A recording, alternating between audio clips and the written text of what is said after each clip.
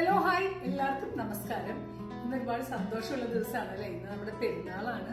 അപ്പൊ പെരുന്നാൾ എന്ന് പറയുമ്പോൾ നമ്മള് വേറെ പല വിഭവങ്ങളൊക്കെ മനസ്സിൽ വരുമെങ്കിലും ഏറ്റവും സ്പെഷ്യൽ ആയിട്ട് എല്ലാവരും ഒരേപോലെ ചെയ്യുന്നത് നമ്മൾ ഉച്ചയ്ക്ക് ലഞ്ചിന് എല്ലാവരും ബിരിയാണി അല്ലേ വെക്കുന്നത്. അപ്പൊ ഇന്നൊരു സ്പെഷ്യൽ വെറൈറ്റി ഓഫ് ബിരിയാണിയാണ് നമ്മൾ ചെയ്യുന്നത്. ചിക്കൻ ബിരിയാണി സാധാരണ എല്ലാവരും വെക്കുന്നതാണ്. പക്ഷെ ചിക്കൻ ബിരിയാണി തന്നെ കുറച്ച് വെറൈറ്റി ആയിട്ട് വെച്ചാലോ എങ്ങനെയുണ്ടാവും?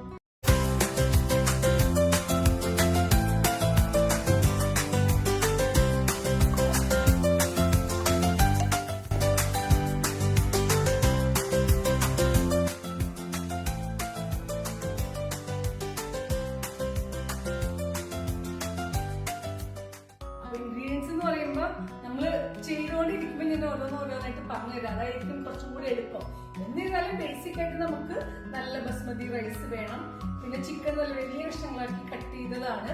ഇപ്പൊ 2 ഗ്ലാസ് റൈസ് ആണ് ഇവിടെ എടുത്തിരിക്കുന്നത്. അപ്പൊ 4 ഗ്ലാസ് വെള്ളം അപ്പൊ ഓട്ടോമാറ്റിക്കലി കാൽക്കുലേറ്റഡ് ആവണം. പിന്നെ ചിക്കൻ ഇത് 1/2 കിലോ റൈസിലോളം കൊണ്ട് ഏകദേശം 1 കിലോ എടുക്ക വരുന്ന ചിക്കൻ പീസസ് ആണ് എടുത്തിരിക്കുന്നത്. നമ്മൾ ക്ലീനിങ് ഒക്കെ കഴിഞ്ഞിട്ടാണ് കേട്ടോ 1 കിലോളം ഉണ്ട് ചിക്കൻ.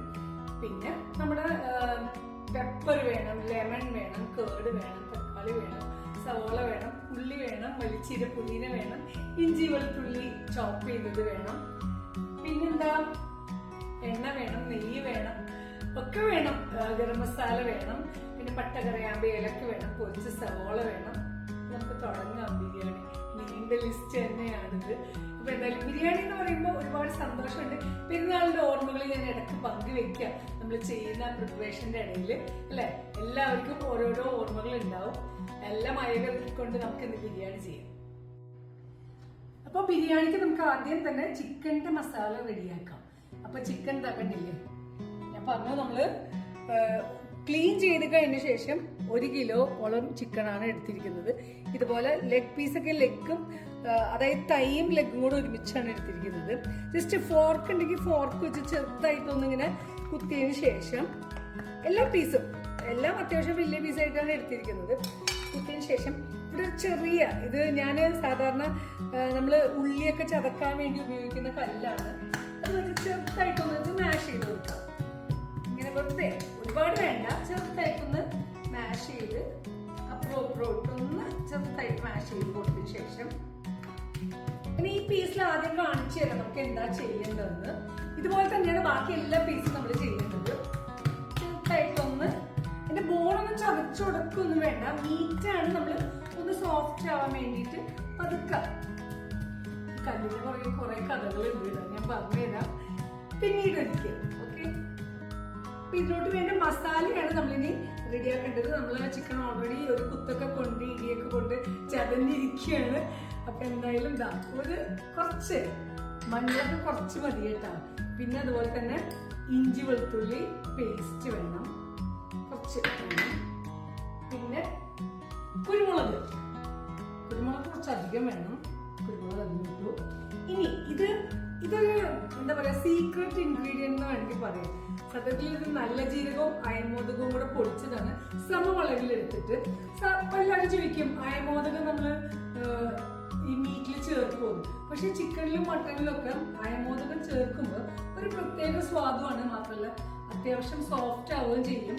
അത് ഞാൻ ഉപയോഗിച്ച് നോക്കി മനസ്സിലാക്കിയ ഒരു കാര്യമാണ്. പിന്നെ കുറച്ച് ലെമൺ ജ്യൂസ്, അതാ കുറച്ച് ലെമൺ ജ്യൂസ്. ഇനി കുറച്ച് കേർഡ് വേണം.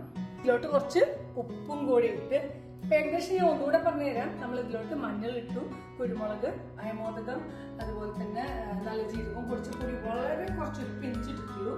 പിന്നെ ഇഞ്ചി വെളുത്തുള്ളി പേസ്റ്റ് ഇട്ടു, ലെമൺ ജ്യൂസ് ഇട്ടു. ഇതെല്ലാം കൂടി നന്നായിട്ട് കുറച്ച് ഉപ്പൊക്കെ പാകമാണെന്ന് നോക്കി നമ്മുടെ ചെറുതായിട്ട് കുത്തിയൊക്കെ വെച്ചിട്ടുണ്ടല്ലോ ചിക്കൻ,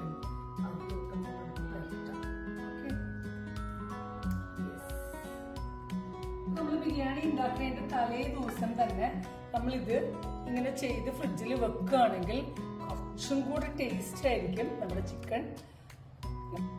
എല്ലാം നമ്മൾ മാരിനേറ്റ് ചെയ്ത് വെച്ചു. ഇനി നമ്മൾ ചിക്കനിലോട്ട് വേണ്ട മസാലയാണ് റെഡിയാക്കാൻ പോകുന്നത്. കുറച്ച് അത്യാവശ്യം വേണ്ട എണ്ണ ഒഴിക്കുക. എന്നിട്ട് അതിലോട്ട് നേരത്തെ തന്നെ അരി അരിഞ്ഞു വെച്ച ഉള്ളിയാണിത്. ഉള്ളി ഇടാം. തീ മൂട്ടി വെച്ച് നമുക്ക് ഇതൊന്ന് വഴറ്റാം.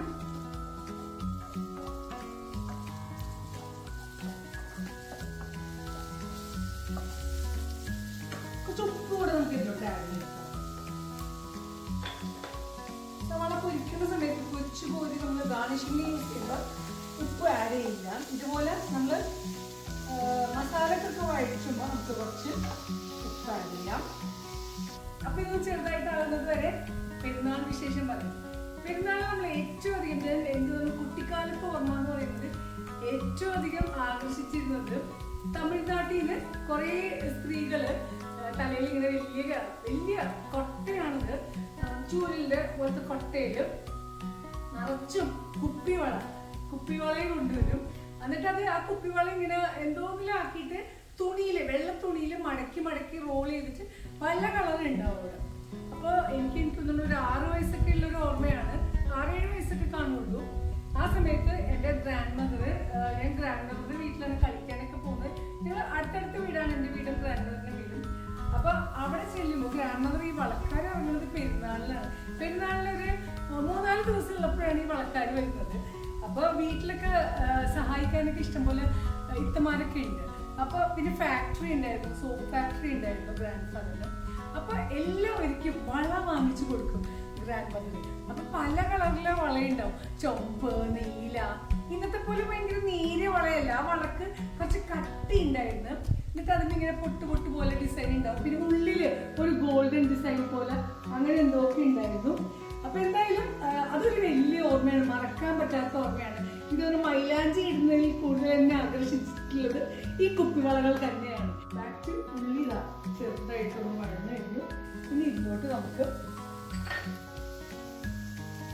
ഇഞ്ചി വെളുത്തുള്ളി പേസ്റ്റ് നമുക്ക് ഇതിലോട്ട് ഇടേണ്ടത് പച്ചമുളക്. ഓക്കെ, പച്ചമുളക് ഇടാം. ഞാനൊരു 10-15 ഓളം പച്ചമുളക് ചതച്ചതാണിത്. 15 പച്ചമുളക് ഉണ്ട് കേട്ടോ. ഇനി ആ പച്ചമുളകിന്റെ വെളുത്തുള്ളിയുടെ ഒക്കെ ഒരു പച്ചപ്പ് മാറുന്നത് വരെ നമുക്ക് ഇതൊന്ന് വഴറ്റാം.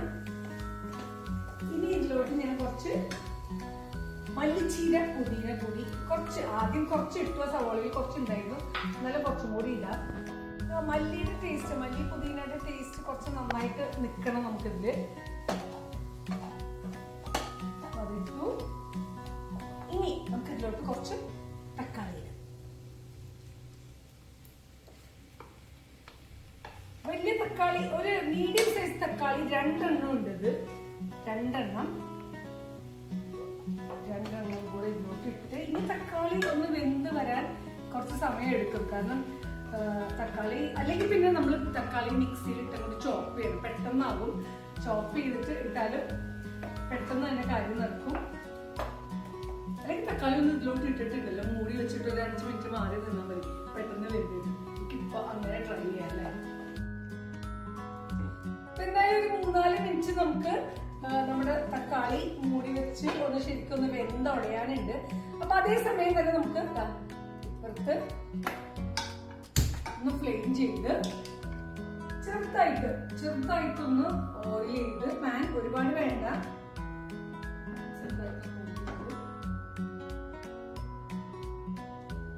നമ്മൾ നേരത്തെ മാരിനേറ്റ് ചെയ്ത് വെച്ച് നമ്മൾ ചിക്കൻ ഇല്ലേ, ആ ചിക്കൻ നമുക്ക് കിട്ടില്ല. ആദ്യം നല്ല പീസ് നമുക്ക് വേറൊരു ഓപ്ഷൻ കൂടെ ഞാൻ പറഞ്ഞുതരാം. നമ്മൾ കുരുമുളക് പൊടി ഇടുന്നതോടൊപ്പം തന്നെ നമുക്ക് വേണമെന്നുണ്ടെങ്കിൽ കുറച്ച് പച്ചമുളക് അരച്ചത് കൂടെ ചേർത്താൽ കുറച്ചും കൂടി സ്പൈസി ആക്കണമെന്നുണ്ടെങ്കിൽ കുറച്ച് പച്ചമുളക് കൂടെ ചേർത്താൽ നല്ലതായിരിക്കും.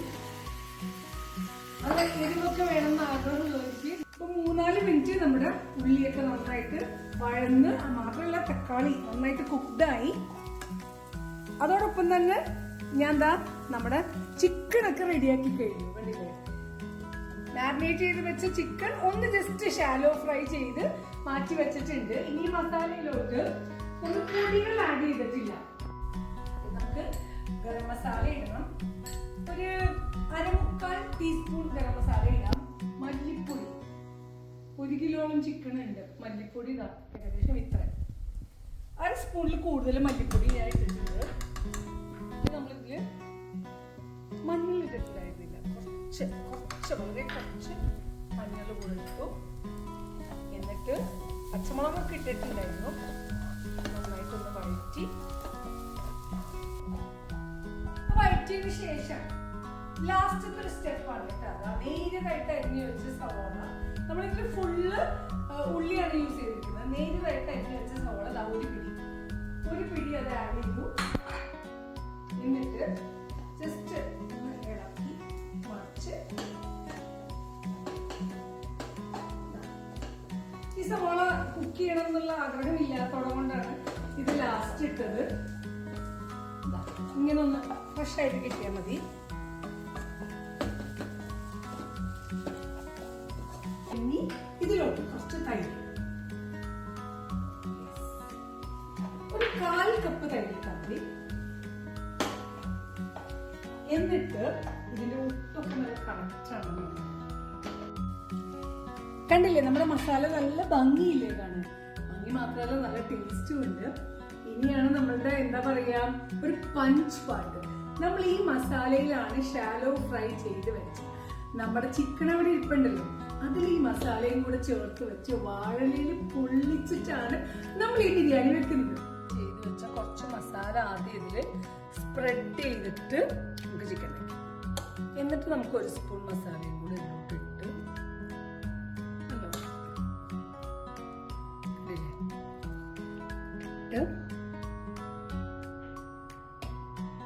ഓക്കെ. എന്നിട്ട് നമുക്ക് ഇതിങ്ങനെ പൊതിഞ്ഞ്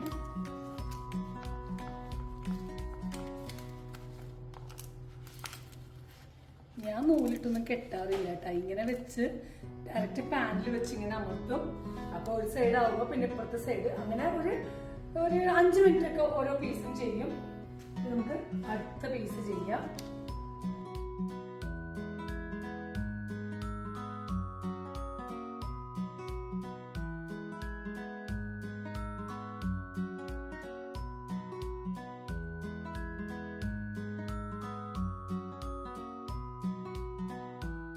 അപ്പൊ ചിക്കൻ നമ്മള് വാഴയില് നന്നായിട്ട് റാപ്പ് ചെയ്തൊക്കെ വെച്ചിട്ടുണ്ട്. ഇവിടെ ഒരു പാൻ വെച്ചിട്ടുണ്ട്. ചൂടാവുമ്പോ നമുക്കത് ഓരോന്നായിട്ടിട്ട് ചെറുതായിട്ട് ഒരു പൊള്ളിച്ചെടുക്കാം. ഓരോന്നും ഒരു 3-4 മിനിറ്റ് വീതം പൊള്ളിച്ചെടുക്കാം. ഒപ്പത്തിനൊപ്പം ഇവിടെ നമ്മൾ വലിയൊരു ചെമ്പ് വെച്ചിട്ടുണ്ട്. ഇതിലാണ് നമുക്ക് നമ്മുടെ ചോറ് റെഡിയാക്കാൻ പോകുന്നത്. അതായത് ചോറ് റെഡിയായി വരുമ്പോഴത്തേക്ക് നമ്മുടെ ചിക്കനും കൂടെ റെഡിയാകും.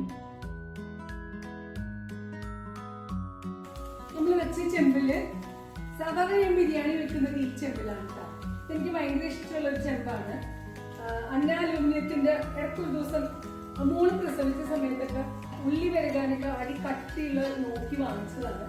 ഇത് ഒരു പ്രൊമോഷന് വേണ്ടി ഒന്നും പറയണല്ല, ശരിക്കും ബിരിയാണി വെക്കാൻ നല്ല ആപ്റ്റാണ്.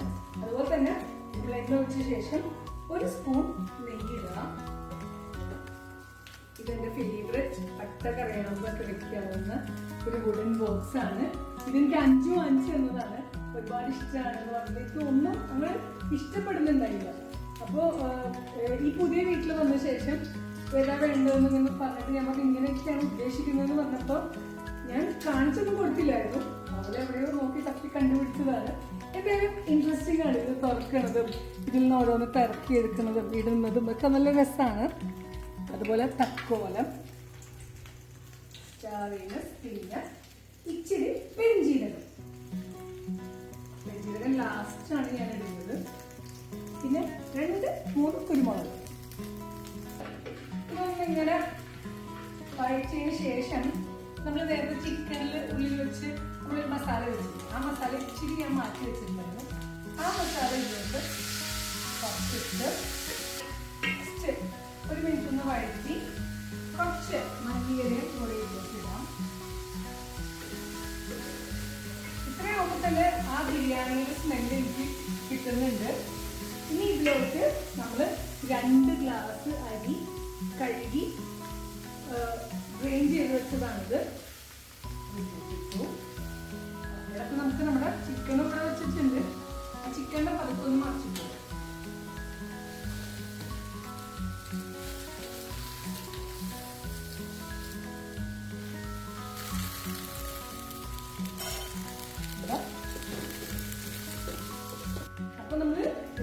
ഈ ഇതിലോട് നമുക്ക് 2 ഗ്ലാസ് അരിക്ക് ഹീറ്റായിട്ടുള്ള 2 ഗ്ലാസ് ആണ്.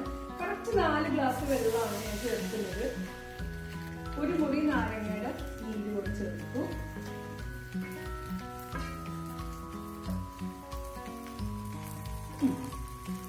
പാകത്തിന് ഉപ്പുണ്ട്. ഇനി വേറൊരു ടിപ്പ് കൂടെ ഞാൻ പറഞ്ഞുതരാം. ചിക്കൻ മാരിനേറ്റ് ചെയ്യാൻ വേണ്ടി നമ്മൾ വെച്ചില്ലേ, അതിന്റെ ചെറിയ ഗ്രേവി, അത് 1 സ്പൂൺ ആണെങ്കിലും 2 സ്പൂൺ ആണെങ്കിലും ബാക്കി ഉണ്ടെങ്കിൽ നമ്മളത് ഈ ചോറിനോട് ചേർക്കാൻ ഒരു പ്രത്യേക സ്വാദം. മൂടി വെച്ച് തിളക്കുമ്പോ നേരിയ തീയിലിട്ട് നമുക്ക് ഇതുപോലെ ഈ കുട്ടിക്കല്ല് എല്ലാ വീട്ടിലും ഉണ്ടാവില്ല. ഇഞ്ചി വെളുത്തുള്ളിയൊക്കെ ചതക്കാൻ വേണ്ടി എടുക്കുന്ന കല്ലാണ്. വീട്ടിൽ ഇതാണ് വെക്കാറ്. ഇപ്പൊ തിളച്ചിട്ടില്ല, അതൊന്ന് ഇറക്കുന്നു നോക്കണം കേട്ടോ. ഏതാണ്ട് നമ്മുടെ ഒരു 80% നമ്മൾ ചോറ് വെന്തിട്ടുണ്ടാവും. ഇപ്പോ മാത്രമല്ല നമ്മൾ ചിക്കൻ സൈമൾട്ടേനിയസ്ലി വാഴയില് പൊള്ളിച്ച് ബാക്കി പീസൊക്കെ വെച്ചിട്ടുണ്ട്. ചെറിയ ചെറിയ പീസൊക്കെ ഉണ്ടായിരുന്നത് ഞാൻ ഒരുമിച്ച് വാഴയില് ഒരുമിച്ച് ചേർത്ത് വെച്ച് മസാല ചേർത്താണ് പൊള്ളിച്ചിരിക്കുന്നത്. എന്തായാലും നമുക്ക് നോക്കാം.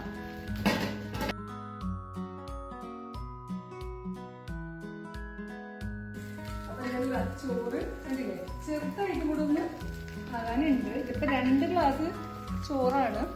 ഒരു പൊടിക്കും കൂടെ വെള്ളം വറ്റാനുണ്ട്. പക്ഷെ നമ്മൾ വാഴയിലയിൽ വെക്കുന്നതോടെ കൊണ്ട് ആ വാഴയിലയുടെ ഫ്ലേവർ കിട്ടാൻ വേണ്ടിയായിട്ട് കുറച്ച് ചോറ് ഇട്ട് അതിൻ്റെ മീതെ നമ്മൾ ഈ ചിക്കൻ എടുത്ത് വെക്കും കേട്ടോ. നമുക്ക് കുറച്ച് നമ്മുടെ പൊടിച്ച സവോള കശുവണ്ടി എല്ലാം കൂടി ഇടാം. എന്നിട്ട് നമുക്ക് നമ്മുടെ ചിക്കൻ ഇല്ലേ, ആ ചിക്കൻ വാഴയോടെ നമ്മൾ എടുത്തേക്കും. വേറൊന്നും കൂടി ഇതൊന്നും നമുക്ക് ഇനി ഇപ്പുറത്തെ സൈഡിൽ നമ്മൾ അങ്ങനെ തന്നെയാണ് ചെയ്യാൻ പോകുന്നത്. എന്നിട്ട് നമുക്ക് ഇതിന് മുകളിൽ കുറച്ച് കൂടെ മല്ലിയില ഇടാം. അതുപോലെ നമുക്ക് ഈ ഡെക്കറേഷനൊക്കെ ഇടാം. എന്നിട്ട് അതിൻ്റെ മുകളിലാണ് നമ്മൾ ഈ ചോറ് ഇടുന്നത് കേട്ടോ.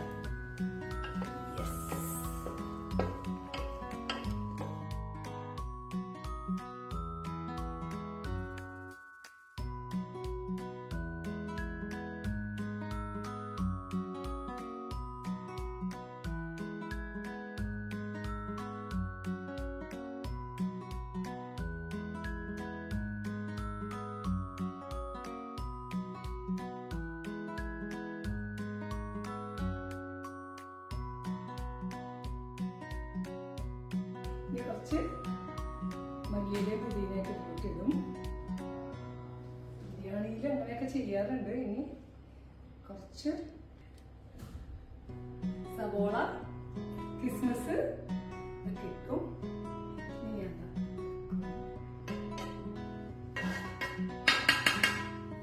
ഏറ്റവും നേരിയ ഒരു 5 മിനിറ്റ്. നമ്മള് ഗ്യാസിൽ ഡയറക്റ്റ് ഫ്ലെയിമിൽ വെക്കണമെന്നില്ല. ഞാൻ ചെമ്പൊക്കെ ആകുമ്പോൾ ഏതെങ്കിലും ഇരുമ്പിന്റെ ചട്ടി വെച്ചിട്ട് അതിന്റെ മുകളിലോട്ട് എടുത്ത് വെക്കും. അല്ലെങ്കിൽ എന്തെങ്കിലും പാൻ ചൂടാക്കിയിട്ട് അതിലോട്ട് വെച്ചിട്ട് ചൂടാക്കുകയാണ് ചെയ്യാറ്. കാരണം ഓവർ കുക്ക്ഡ് ആവാതിരിക്കാൻ വേണ്ടിയാണ്. അപ്പൊ നമുക്ക് അങ്ങനെ ചെയ്യും. നമ്മുടെ ബിരിയാണി റെഡി ആയിരിക്കുകയാണ്. വാഴ ഇലയിൽ വെച്ച് പൊള്ളിച്ച ചിക്കനൊക്കെ വെച്ച് ഉണ്ടാക്കിയ ബിരിയാണി അടിപൊളിയായിരിക്കും. എന്തായാലും ഞാൻ ഓപ്പൺ ചെയ്യാണ്. പച്ചമുളക് ലാസ്റ്റ് ഞാൻ ചേർത്തതാണ് കേട്ടോ. കാരണം പച്ചമുളക് ഇല്ലാണ്ട് എനിക്ക് ബിരിയാണി ഭയങ്കര ബുദ്ധിമുട്ടാണ്. അപ്പം നമുക്കറിയാം നമ്മൾ എവിടെയാണ് ഇത് വെച്ചിരിക്കുന്നത്. നമ്മുടെ ഒരു വാഴല ഇവിടെയാണ്.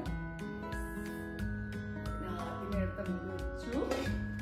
എന്നിട്ട് പാകത്തിന് ചോറ് അങ്ങോട്ട് സെർവ് ചെയ്തു.